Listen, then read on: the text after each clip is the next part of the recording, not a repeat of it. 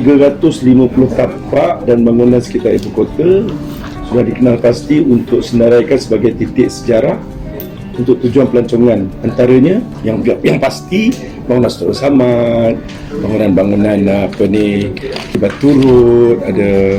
Juga kalau tengok kita punya jejak warisan, kita bahagikan kepada 18 tema. Kalau you tengok daripada tema kita, tema Baturut, tema Brickfield, tema Kampung Baru ataupun cerita-cerita di Kampung Baru, tema Jalan Ampang, tema Bukit Nenas, tema Kuala Lumpur HQ iaitu tengah-tengah Kuala Lumpur, Lake Garden, Ong Mali. Ong Mali ni orang Cina lah. Jadi dia kata Ong Mali ni, Ong tu makmur datang iaitu di Petaling Street. Lepas tu Pekan Pudu Lama, Tanah Kereta Api, Jalan Parlimen, Dalam Kenangan, ni Dalam Kenangan ni memorial lah. Lepas tu Memori KL, kita ada Merdeka Malaysia, Otai KL ni pun juga Old Town, Rimbun Pusaka dan juga Rumah Nostalgia. Rumah Nostalgia ni rumah-rumah orang ternama dekat KL. Jadi kalau you akan tengok semua jejak warisan ni, kita akan di jejak warisan tu akan ada logo-logo ini menandakan bahawa inilah tema laluan tersebut. Itu paling penting lah untuk you tengok. Jadi kalau you keluar ke tapak, you ambil gambar, akan ada tema-tema ini yang akan menceritakan pasal 18 tema ini. Kalau you tengok jalan di Baturut akan ada logo-logo ini di tapak lah. You boleh nampak kat tapak tu ada logo-logo yang kita berikan dengan tema tersebut lah. Kalau you pergi nak jalan ke Bukit Nenas tu, you akan nampak lah logo Bukit Nenas. Dia takkan ada nama jalan Bukit Nenas, tapi dia ada logo itu. Logo itu menggambarkan jalan Bukit Nenas. Pembinaan kita secara berperingkat-peringkat bermula daripada tahun 2016 lah kita dah mula. Jadi sehingga sekarang ni kita dah hampir siap ke semua laluan. Jadi sejak bila diletakkan tu, semasa kita bina itu, kita terus letak logo inilah. Cuma yang belum ada adalah board penceritaan, itu belum ada lagi lah. Kita ada digital board yang kita akan buat tapak di laluan-laluan tersebut untuk menceritakan apakah sejarah laluan tersebut lah. Jadi yang tu je yang kita belum letak board dia lah. Kita punya rancangan akan letak pada suku keempat tahun ini ataupun suku pertama tahun depan. Asalnya memang dalam suku kedua tahun ni, tetapi disebabkan oleh pandemik kita terpaksa delay sikit lah. Terowong itu diperbuat daripada tanah, jadi dia punya untuk menggeraskan tanah itu dia menggunakan abu tanah untuk geraskan. Dia tak boleh masuk. Kita belum dapat apa dari segi keselamatan tu, kita belum dapat. Penemuan terowong ni adalah secara tidak sengaja pada bulan Mac 2014. Waktu kita pembaikan cerun akibat tanah runtuh yang berlaku pada 7 Mei 2013 yang ditemui oleh di BKL. Jadi semasa penemuan tu kita tengok ada kesan laluan terowong, di mana terowong ini mungkin dijadikan sebagai satu laluan untuk semasa zaman dahulu lah kan, mungkin zaman Raja Mandela, Perang Kelang apa dulu kan. Jadi kita tak dapat nak mengagak panjang dia punya sebenar sama ada, sebab kalau ikutkan Menara KL dulu adalah tapak istana kan, dulu tapak istana. Jadi sama ada dia daripada atas tu ke bawah ataupun terowong tu daripada bawah pergi ke mana-mana. Tapi digambarkan ada 7 terowong kan. Sungai Gombak ada, dekat Motek ada satu, ada banyak. Dan kita minta pertolongan JMG lah untuk dia punya renovasi laluan. Betul-betul lah sebab benda lama.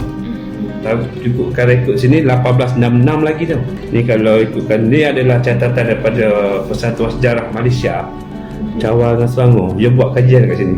Jadi kalau ikutkan sini ni, dia berada di sebenarnya nama sini pun namanya Bukit Gombak atau Bukit Well, dan lepas tu ditukar kepada Bukit Nenas.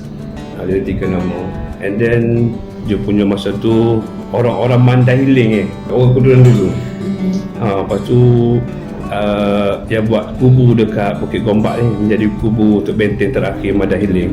Kalau ikutkan Persatuan Sejarah ni, dia datang tahun 2016. Selepas daripada jumpa ni, and then dia buat kajian sini, tapi dia punya penceritaan ni tak sampai kepada pihak Jabatan Warisan, saya tak pasti. Sebab apa-apa yang kita kata benda lama kan, artifak-artifak lama ataupun rumah lama, biasanya Jabatan Warisan akan datang. Sebab cerita kat sini untuk penyelenggaraan apa semua kita tak buat saya. Sebab isu keselamatan kita tak buka. Sebab kita takut besok kalau orang masuk tiba-tiba benda tu lama kan. Kalau kita tengok jelaga tu, kalau ikut jelaga, tahu jelaga kan, daripada obor api tu kan, hitam-hitam lah. Saya takut struktur tanah tu tak buat. Jadi kita tak benarkan orang masuk pun boleh, tapi untuk macam wartawan nak pergi ambil gambar sekejap je boleh, untuk public tak boleh. Sebab kita takut dia untuk ke, tak tahu pun. Kita setakat ni kita untuk ni kita besar kerjasama dengan DPKL lah kan, ataupun dengan Motek, mengharapkan sedikit peruntukan lah untuk membuat pembinaan baru atau upgrading ke kan. Buat masa ni tak ada apa-apa kelulusan lagi daripada dia. Sebab kita tak nak jadikan sebagai, mungkin kita akan pada satu akan dapat, kita akan jadikan satu tempat baru lah, attraction. Sebab kita sekarang fokus lebih pada hutan lipuh saja untuk pelancongan, untuk rekreasi biadab. Tapi untuk secara ni kita tak buka lagi, sebab itu isu keselamatan dia. Tapi sekiranya di BKL ataupun mana-mana agensi yang untuk buat renovate jadikan sebagai tempat tarikan kan, mungkin kita boleh buat lah. Setakat ni kita hanya pagar macam tu je. And then satu lagi space tu dekat, betul-betul dekat dengan apa nama, parking lot kan. Parking lot tu sebenarnya dah masuk kawasan awam. Terowong ni kita tak tahu sampai mana. Sebab kita kalau masuk hanya 5 meter je bentuk air tu sampai ke situ. Dan kita minta bantuan dari JMG untuk buat satu image yang melalui satelit untuk melengkapkan dia punya lorong yang terdahulu, ke mana dia punya laluan sebenar dan berapa terowong yang ada. JMG tu dia datang, dah buat saya makan, datang turun padang, and then dia membagi ulasan bahawa dia akan membantu pihak jabatan untuk membuat image melalui satelit lah, untuk menapasi laluan-laluan lain yang ada di sekitar Kuala Lumpur. Saya percaya mungkin banyak, mungkin laluan terowong kalau sebagai pertahanan ke, simpanan barang ke, senjata ke, ataupun lorong-lorong tikus. Mungkin masa perang saudara dulu kan, perang saudara dulu zaman ya Aloy dengan Raja Mahdi nak merebut Biji Timah kan. Tapi ada laluan-laluan, dengan kata ada laluan-laluan yang digunakan dahulu. Laluan-laluan tu kita dah upgrade menjadikan satu denai lah, denai di mana untuk pelancong. Jadi kita dah masuk dengan infrastruktur. Tapi dikabarkan memang ada laluan-laluan yang digunakan masa zaman-zaman dahulu untuk naik ke istana. Dia menggunakan denai yang sedia ada. Kalau ikut ke sini denai Jelutong, orang kata situ ada salah. Kalau ikut belakang ofis saya ni kan, naik ikut belakang tu, dia punya pinggiran tu memang orang kata untuk orang zaman dahulu naik. Ikut kepada satu sejarah pun dia kata laluan. Cuma kajian secara menyeluruh tu belum buat lagi.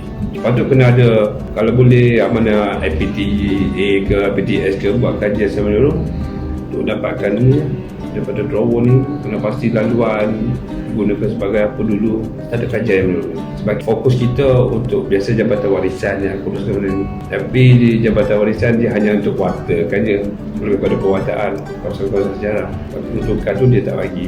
Sebab kosnya tinggi untuk buat image tu. Kalau ikut JMG memang tinggi. Anggaran tempat saya tak pasti, tapi berjuta lah tu. Kita sekarang ni tak ada duit dah. Tak ada peruntukan yang khas untuk membuat upgrading. Pihak Jabatan Perhutanan Wilayah berharap supaya untuk mengekalkan sejarah di Bukit Danas ni, sepertinya terowong Bukit Danas lah, yang mana laluan yang lama. Kita berharap mana-mana agensi seperti Motek ataupun DPKL dapat memberi peruntukan bagi tujuan pembinaan semula ataupun upgrade semula terowong yang sedia ada, terutama sekali untuk pada tarikan pelancong daripada dalam untuk luar negeri. Kita takut satu isu keselamatan sebab dia bekas, mungkin dia dah disturbed soil, tanah yang dah diganggu bila-bila masa boleh runtuh. Sebab ni boleh jumpa pun sebab tanah runtuh dah kerja-kerja upgrading masa dia buat turfing tu. Yang boleh jumpa. Kalau tak, kalau ikut kan sampai dulu sampai di rumah tak tahu pun ada terowong kat sini, tiba-tiba ada mana benda-benda tak sengaja. Kat Motek ada satu bawah terowong. Mungkin dia ada link, kemungkinan, tapi untuk keabsahan belum lagi. dapat yang betul-betul. Dia kata dia link daripada Montek sini dengan Sungai Gombak, tak silap saya. Sekarang ni kerjasama kita dengan DBKL kira amat bagus sekali lah kan, terutama sekali dari dalam penyediaan infrastruktur. Dan DBKL juga memberi peruntukan kita untuk membuat pagar untuk masuk ke Taman Eco River Pulau ni kan. Jadi kita saling berkolaborasi, mana-mana kita perlukan kita akan bagi tahu dia, dan mana sekiranya ada peruntukan dia akan bagi ya. Kita apa-apa pun kita melalui DBKL, apa-apa problem pun senang melalui dia. Sebab DBKL adalah salah satu PBT yang berproses ini senang.